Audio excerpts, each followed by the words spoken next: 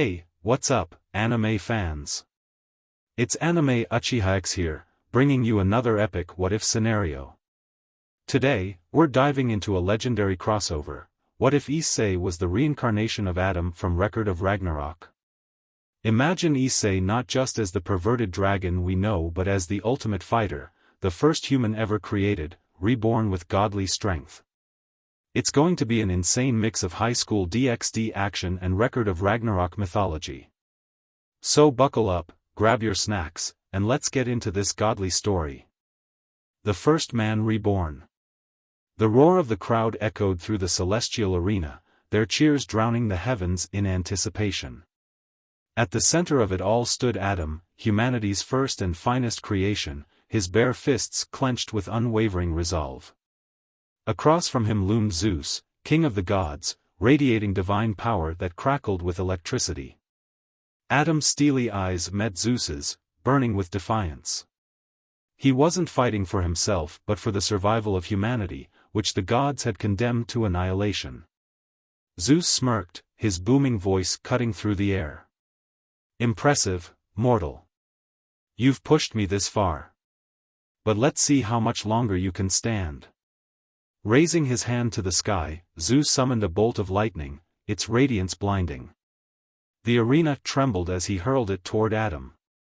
Yet, with grace and precision, Adam's eyes flashed as he activated his divine reflection, catching the bolt with his hand and returning it with twice the force. The thunderous impact sent shockwaves through the arena, forcing Zeus to skid backward. The gods watching from above gasped in disbelief. The first human, a mere mortal, was matching their king blow for blow. Adam stepped forward, his voice calm yet resolute. You can throw all your power at me, but I will never bow. Humanity's will is stronger than any god's arrogance. Zeus's face darkened with fury. Transforming his body into his ultimate form, his muscles bulged, veins glowing with divine energy. The air itself seemed to crackle under the weight of his power. Adam remained unfazed, his stance steady, his gaze locked. The battle raged on. Each strike from Zeus was met with Adam's counter. Adam's divine reflection mirrored Zeus's godly attacks perfectly, turning the king of the gods' strength against him. But as the minutes passed, Adam's body began to show signs of wear. His breathing grew labored, his movements slower. The strain of channeling such immense power was taking its toll. Zeus, sensing his opportunity, unleashed a devastating barrage of attacks. Adam countered as best as he could, but the weight of divine fury bore down on him. Finally, with one last thunderous roar, Zeus launched his ultimate strike, a thunderbolt of unimaginable power. Adam stood firm, his fists clenched, even as the bolt struck him. His body, already battered, couldn't withstand the force. The first human fell to his knees, blood pouring from his wounds. Despite the pain, he looked up at Zeus with a smile, not of defeat, but of triumph. Even gods cannot erase the will of man, Adam said, his voice steady even in his final moments. His body crumbled, dissolving into shimmering light as the crowd fell silent. Zeus, standing victorious but visibly shaken, turned away. Yet, even he could not deny the strength of the first man. The light of Adam's soul ascended, drifting through the celestial planes, searching for a vessel to carry his will. It traveled far and wide, crossing the boundaries of time and space, until it found its way to the mortal realm. In a quiet hospital room, a child was born under the soft glow of moonlight. His cries echoed through the night as a nurse handed him to his mother. The baby's small hands clenched instinctively, his presence radiating an inexplicable warmth. His name will be Issei, the mother said softly, cradling him in her arms. Unbeknownst to the parents, the child's soul was far from ordinary. Within the newborn boy lay the reincarnated essence of Adam, the first human, the one who defied the gods themselves. As the child drifted to sleep, faint whispers echoed in the depths of his being. You are the first man reborn. Humanity's strength flows within you. Your destiny is far from over. Years later, Issei Hayudu grew up in an ordinary household, unaware of the immense legacy within him. But as he approached his teenage years, strange flashes of memories began to haunt his dreams, visions of an arena, of a man battling a god, of a thunderbolt striking his chest. One night, after waking from another vivid dream, Issei stared at his hands, trembling. Why do I keep seeing that man? Why does it feel like I was him? His thoughts were interrupted by a faint glow from his sacred gear, which he had recently awakened. The dragon's voice within was silent, but a deeper, more primal energy stirred. It wasn't the power of dragons but something older, something tied to the essence of humanity itself. As Issei stood, the voice returned, faint but firm. Prepare yourself. The gods will not let humanity's strength rise again without a fight. And thus, the journey began. Issei, the reincarnation of Adam, would soon find himself drawn into a battle far greater than he could have ever imagined, a battle that would determine the fate of humanity and the gods alike. A new day, a normal life? The morning sun filtered through Issei's bedroom window, casting a warm glow over his desk cluttered with manga and notebooks. His alarm clock buzzed loudly, jolting him awake. Groaning, Issei reached over and smacked the snooze button, rolling over to bury his face in his pillow. Ugh, school already, he muttered, his voice muffled. After a few more seconds of procrastination, he finally sat up, rubbing his eyes and yawning. He glanced at himself in the mirror on his wardrobe door. The dreams from the past few weeks still lingered in his mind, visions of battles and arenas, of a man standing defiantly against impossible odds. They felt so real, but every morning, he brushed them off as weird nightmares. Maybe I should cut back on the late-night anime marathons, he joked to himself, forcing a smile. Throwing on his Kuo Academy uniform, he hurried downstairs. His mom greeted him with a smile and a plate of toast. You're going to be late again if you don't hurry, Issei, she chided playfully. Yeah, I'm going, he replied, grabbing the toast and heading out the door with his bag slung over one shoulder. As he arrived at school, Issei met up with his two friends, Matsuda and Motohama. The trio had been inseparable since middle school, bonded by their shared love of, well, questionable hobbies. Yo, Issei. Matsuda called out, waving him over. You're cutting it close again, man. One of these days, they're gonna lock the gates on you. Motohama adjusted his glasses, grinning. Maybe he just wants an excuse to talk to the girls on hall duty. Shut up, Issei shot back, though he couldn't help but laugh. The three walked into the school building together, their usual banter filling the halls. As they passed by a group of students, Motohama suddenly elbowed Issei. Dude, look, he whispered, nodding toward the staircase. Issei followed his gaze and saw a girl with crimson hair walking gracefully up the stairs. Her presence seemed to command attention, and nearly every student in the hall stopped to stare. That's Rias Gremory, Matsuda said in awe. The hottest girl in school. She's on another level, man. Absolute goddess material. Issei blinked, tilting his head. Huh? Who's that? Both of his friends froze, staring at him as if he'd just said something unthinkable. Are you serious, Issei? Matsuda exclaimed. You don't know who Rias Gremory is? She's, like, the girl. Top of every guy's list. Motohama adjusted his glasses again, the lenses flashing dramatically. The number of confessions she's rejected is legendary. But somehow, she's still super nice about it. A true queen. Issei scratched his head, glancing back at the staircase where Rias had disappeared.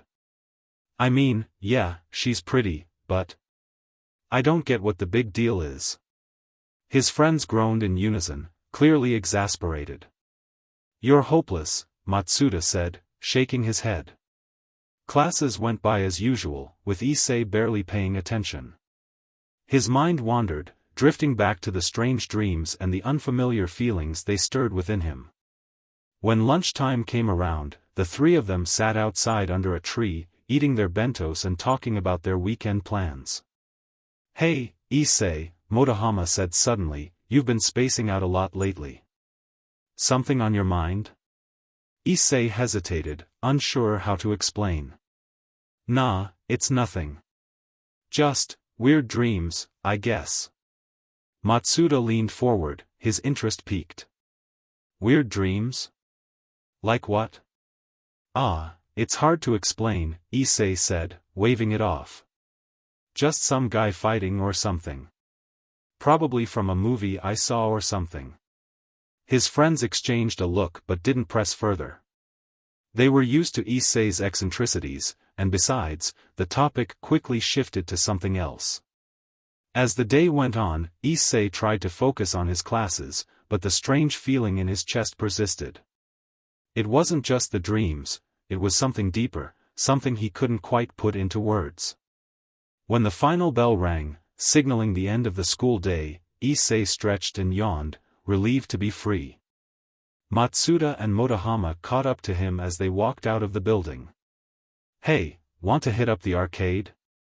Matsuda asked. "Nah, I'm gonna head home," Issei said. "I need to catch up on some sleep." "You're getting old, man," Motohama teased. Issei laughed, waving them off as he started walking home. The streets were quiet, the late afternoon sun casting long shadows. As he turned a corner, he paused, glancing up at the sky. For a moment, he felt different. Like he was being watched. But when he looked around, the street was empty. "Man, I really need to get more sleep," he muttered, shaking his head as he continued on his way. A glimpse of the past. The following morning, Issei woke up feeling uneasy. The dreams he had been experiencing were becoming more vivid, almost like memories. Last night's dream had been different, it wasn't just a battle. He had seen flashes of a world far older than anything he could comprehend, filled with gods, humans, and a man who looked exactly like him standing against overwhelming odds. Shaking his head, Issei got ready for school. "Just a dream," he muttered to himself. Nothing more. At Kuo Academy, things were business as usual. Matsuda and Motohama were their usual selves, and classes dragged on. Issei tried to focus, but the unsettling feeling in his chest wouldn't go away. When lunch came, the trio sat in their usual spot under the tree. Matsuda and Motohama were animatedly discussing their latest escapades, but Issei found himself staring off into the distance. "Earth to Issei." Matsuda waved a hand in front of his face. "You've been zoning out a lot lately. What's up with you?" "Yeah, seriously," Motohama added. "You're usually the first one to crack a joke or ogle the girls. What gives?" Issei hesitated, unsure if he should share what he'd been experiencing. "It's just, these dreams I've been having," he admitted finally. "They feel so real, like I'm remembering something instead of imagining it." His friends exchanged a look. "That's pretty deep for you, Issei," Matsuda said. "You sure you're not just staying up too late watching weird stuff again?" Issei shook his head. "No, it's not like that. It's... I don't know. Never mind." Later that day, as Issei walked home alone, he decided to take a detour through the park. The quiet, shaded paths helped clear his mind. But as he walked, that same eerie sensation of being watched crept over him again. Stopping in his tracks, Issei glanced around, but the park was empty. "Okay, this is getting weird," he muttered. As he turned to leave, a gust of wind swept through the trees, carrying with it a faint whisper. "Adam." Issei froze. His heart pounded in his chest as he spun around. "Who's there?" he called out. No one answered, but the whisper came again, more distinct this time. "Adam, why do you sleep?" Before he could react, the world around him seemed to blur. The park faded away, replaced by a vast, golden plain under a blazing sun. He saw a man standing in the distance, facing an enormous, godlike figure. The man's back was to Issei, but something about him felt eerily familiar. It was then that Issei realized he wasn't watching, it was like he was there, reliving the moment. The man, who looked exactly like Issei, raised his fists, defiance burning in his eyes. "You may be a god, but I will fight for humanity until my last breath," he declared. The god, a towering figure with rippling muscles and an aura of raw power, laughed. "Then let us see if your resolve matches your strength, Adam." Issei watched in awe and terror as the two clashed, their blows shaking the very ground beneath them. The fight was brutal, and though the man, Adam, fought valiantly, the god's power was overwhelming.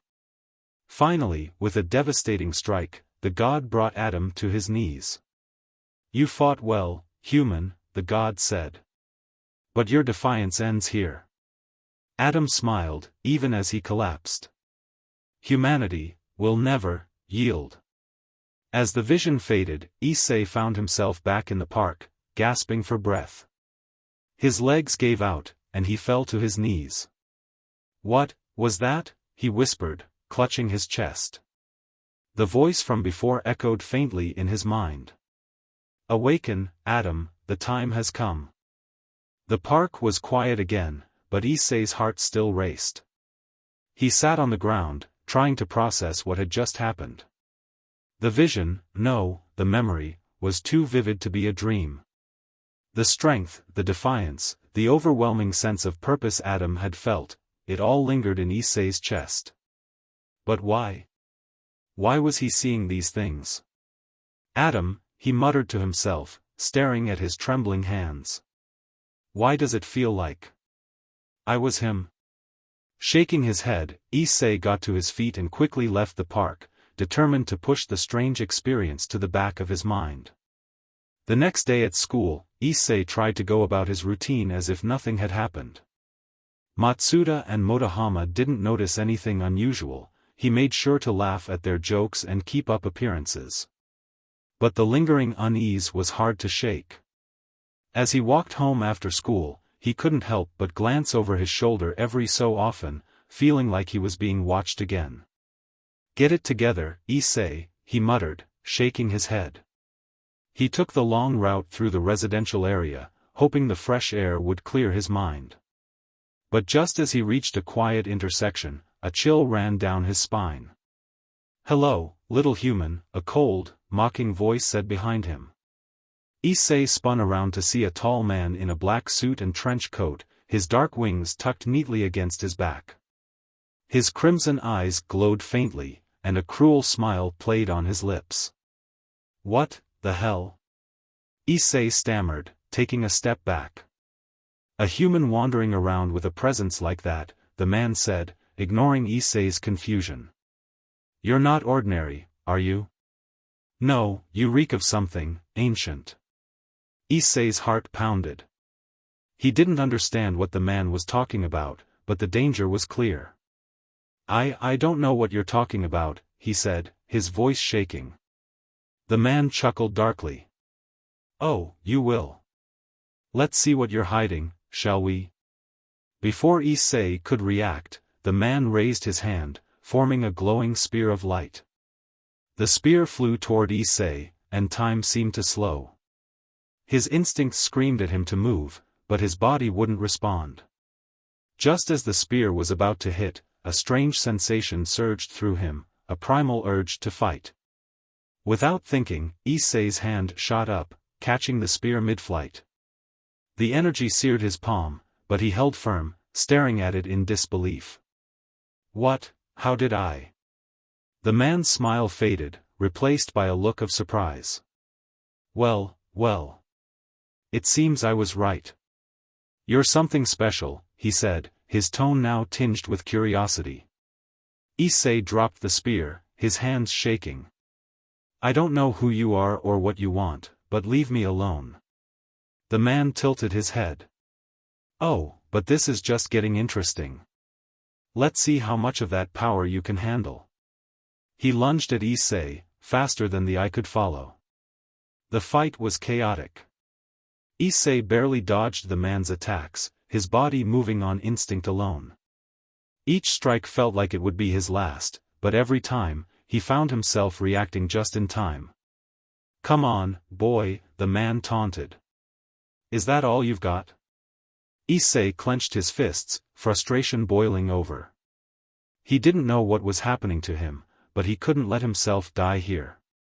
Suddenly, the same voice from the vision echoed in his mind. "Fight, Adam. You were made to protect humanity." Issei's vision blurred, and for a brief moment, he felt a surge of strength unlike anything he'd ever known. His movements became sharper, more precise. He ducked under a strike and countered with a punch that sent the man flying backward. The man crashed into a lamppost, groaning as he stood up. His grin returned, though it was laced with frustration. "Not bad, kid. But this isn't over." He spread his wings, taking to the sky. "We'll meet again, reincarnation of Adam. And next time, you won't get off so easily." With that, he vanished into the night. Alright, I think I'm going to end it here for today. But if you guys are loving this What If so far, make sure to smash that like button and hit subscribe, because part 2 is going to get even crazier. I've got some epic twists and turns coming your way, and you won't want to miss it. What's next for Issei now that he's tapped into Adam's power? Stay tuned for the next part, and let me know in the comments what you think is going to happen. Catch you all in the next one.